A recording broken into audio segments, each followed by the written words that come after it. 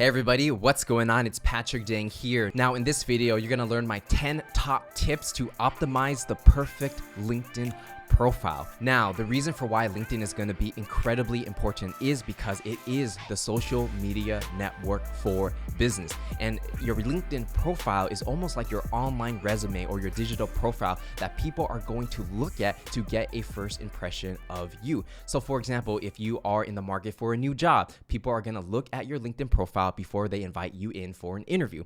Or if you're in sales or business development, if you want to reach out to people and hopefully do business with them, they're going to look at your LinkedIn profile. Or if you're a recruiter or if you want to network with like-minded people, the first thing people always do is look at your LinkedIn profile, okay? And so in this video, I'm going to show you the top 10 tips to optimize your LinkedIn profile so that when somebody views your profile for the first time, you're creating a positive first impression, you're building trust, and ultimately you're getting that person to take the next step, whether that's you getting a job interview or getting a sales meeting and getting the opportunity to pitch your product or service. So I'm going to show you the best tips to quickly optimize your profile, things that you can do right now and get immediate results. And I've actually used these strategies during my time in Silicon Valley at Oracle, as well as different startups, getting meetings with potential customers and getting a lot of job interviews when I was looking for a job. And I'm going to show you the best 10 tips that I found to optimize my profile, and I'm going to show you how you can implement it for yourself. So if you're ready to dive into the top 10 tips to optimize your LinkedIn profile, go ahead and leave a like on this video because every like does help this video reach new audiences as it's a new channel.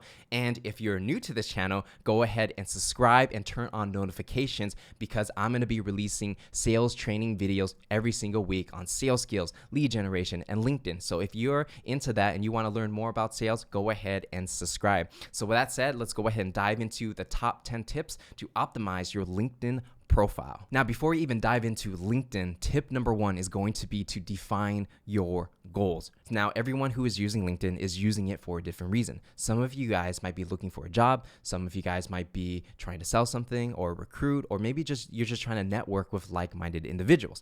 Regardless of the case, you want to make sure that you have a clearly defined goal because it's going to affect all the other tips that you're going to learn in this video. So, for example, if you're trying to sell a product or service, you want to tailor your LinkedIn profile in a way where it's custom made and written for people who are your ideal customers, right? Because you want to make sure that when they look at it, they think, oh, this is someone I trust. This is someone that can bring value. I will take a meeting with this person, okay? So no matter what your goal is, just make sure you have a clearly defined goal because again, that's going to influence everything else when you are optimizing your profile. Now, tip number 2 is going to be have a clear profile picture. I cannot stress this enough because a lot of people out there are taking selfies or they're using pictures that don't really make sense for the LinkedIn platform. So make sure you have a clear profile picture. And let's go ahead and give you an example of how this works. So right now I'm on my LinkedIn personal account, right? So let's say somebody is trying to search me up and this is just a random example, right? So they type in Patrick Dang, which is me, right? They're going to press enter. So what's going to happen is that a bunch of people who are named Patrick Dang are going to pop up. And so if someone's searching for me, they're going to see, okay, this probably is the guy that I'm looking for. So the first thing that you're actually going to see is that this profile picture, you want to make sure that it's clear. It doesn't necessarily have to have a blue background like I kind of have it there. It can be maybe a natural background, maybe some trees. The background doesn't really matter as long as it's not distracting to your profile picture.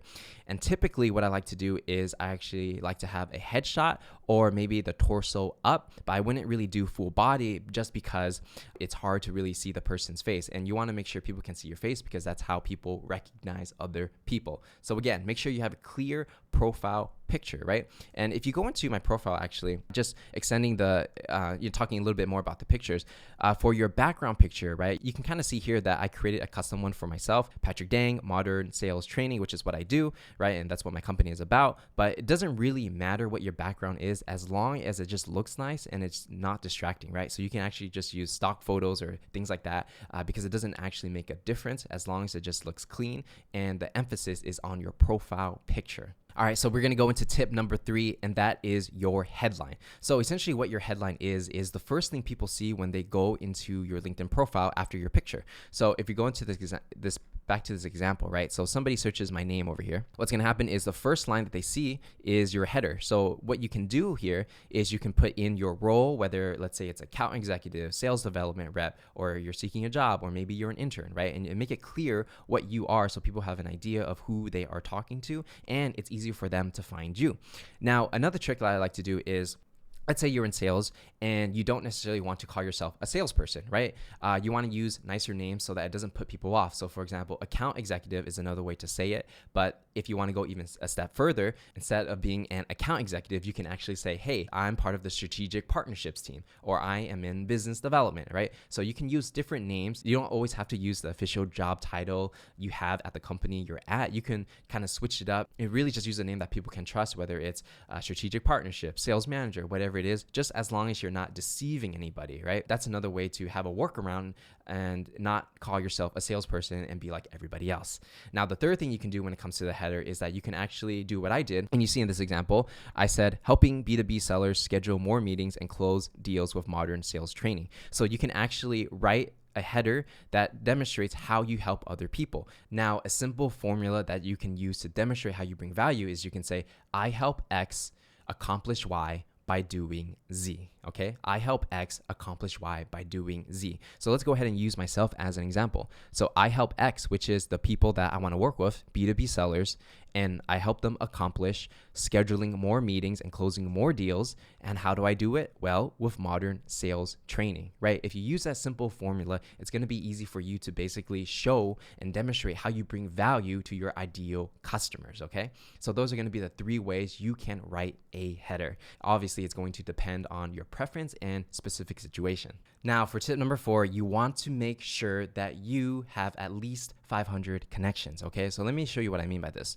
So on LinkedIn, it doesn't necessarily matter how many connections you have, whether it's 1,000, 2,000, or 3,000, right?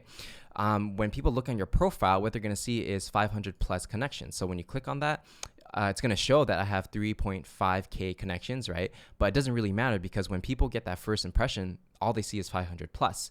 So if you only have, let's say, 50 connections or 100 connections, sometimes for some people, they think, oh, this guy's not well connected. He's probably not a good candidate for XYZ, so I'm not going to talk to him, right? So you want to make sure that you just prevent those situations by making sure you add people who are in your network. So people maybe you know from school, friends and family, or maybe people who are in your extended network and you want to meet them, right? So just make sure that you get to 500 connections just to be on the safe side and reduce the chance that someone doesn't reply for you simply for that reason, okay? All right, so now we're gonna move into tip number 5, and that is your summary. So going into LinkedIn right now, right, essentially what the summary is you have this about page here, and that's basically a summary of who you are, what you're about, and how you can bring value to other people. So for me personally, I kind of talk about my sales career in Silicon Valley and Oracle because that builds credibility, right? A lot of people know this company. I also share that I have startup experience as well, and I've trained over 50,000 students across 150 countries on sales training on various topics.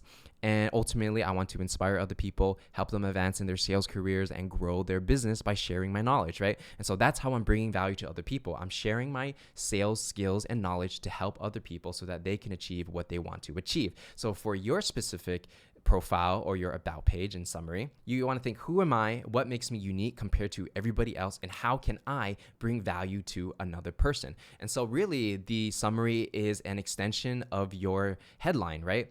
For example, I use the formula of I help X accomplish Y by doing Z. So essentially you just want to build on top of that in your about/summary section, okay? And it doesn't really matter. You can make it a couple of sentences. It doesn't have to be a crazy essay or anything, but just make sure people get the gist of what you are about. All right, so now we're gonna move into tip number 6, and that is creating a custom URL. So a lot of people don't actually know this. At the top of your LinkedIn page, you can press this button and it basically says edit public profile and URL. Once you click click that, what's going to happen is you're going to be able to enter a specific name for your profile. So as you can see at the top here, it's www.linkedin.com/in/PatrickDangOfficial, right? So if I send this link to anybody, or if I put it into my email signature, people can click on it and go directly to my LinkedIn profile.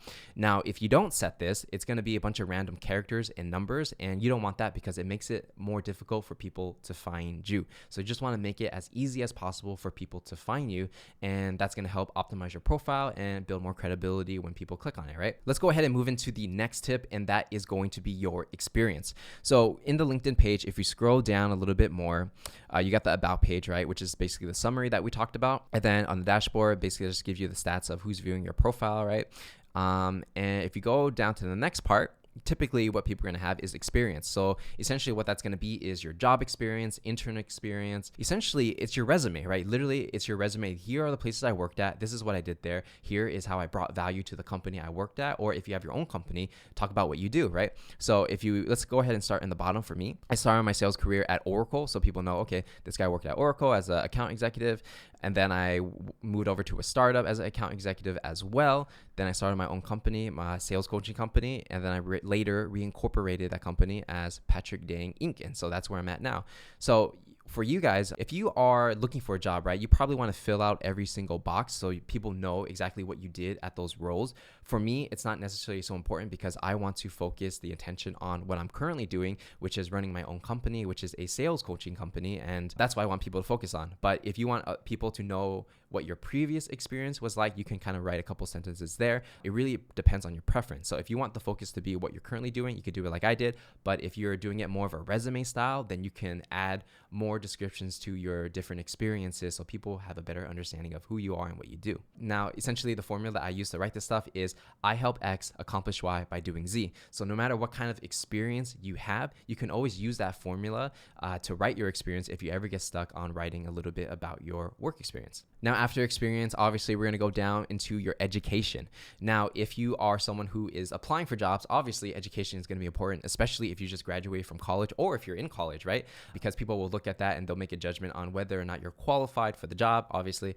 And if you already have a couple years of experience of work, obviously then your work experience is more important. But sometimes having education does matter because sometimes you might find random connections, like maybe the recruiter went to the same school you did and maybe that gets you the interview, right? So there are always random things like that. So that's why you want to include your education. You don't necessarily have to fill it out. It's not that important unless you are in college or you are just graduating college. But if you already have work experience, just put in where you went to school, and that's pretty much all you need to do for that. Also, just quickly add that you can put your volunteer experience here as well.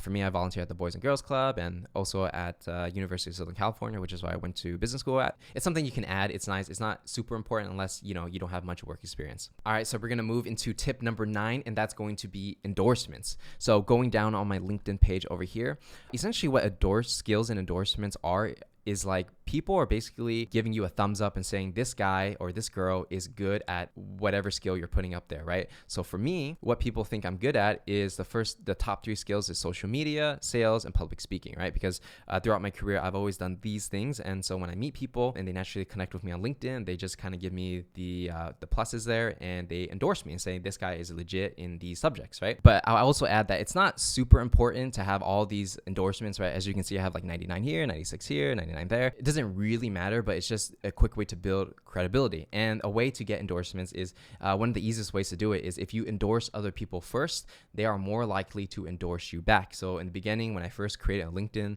way back when I was in college and things like that, I would endorse other people like my friends and my peers and my coworkers, and they would naturally return the favor and endorse me back, right? And that actually brings us to tip number 10, which is recommendations. So under skills and endorsements, we have recommendations over here, and it works exactly the same as endorsements, right? Basically, if you give a recommendation to another person, praising them for maybe their skills when you guys work together or something like that, then they will naturally write a recommendation to you back. They don't always do that, but if you write enough recommendations, you'll get enough back, and then you'll have recommendations for your LinkedIn profile. Now, I'll also caveat that by saying that, it's not necessarily super important, right? Because for me, I actually only have 3 recommendations because it's not something I focus on. I can get a lot more if I really pushed it. But again, it's not really important. It doesn't really make that much of a difference, but it does make your profile stand out a little bit more because people can vouch for you. So with that said, again, those are going to be the top 10 tips to optimize your LinkedIn profile. Make sure you take action right away, because these are things you can literally do right now within the next hour and get a lot more results, whether you're applying for a new job or you're trying to sell a product or service. It's not enough just to watch these videos. You really have to implement it to see the results. And one more time, if you feel like you got a lot of value out of this video, go ahead and leave a like, because every like does help this video reach new audiences. And again, this is a brand new YouTube channel. So if you are new to this channel or you're new to me, go ahead and make sure you subscribe and turn on notifications, because I'm going to be releasing new training videos every single week. So with that said, my name is Patrick Dang, and I'm going to see you guys in the next one.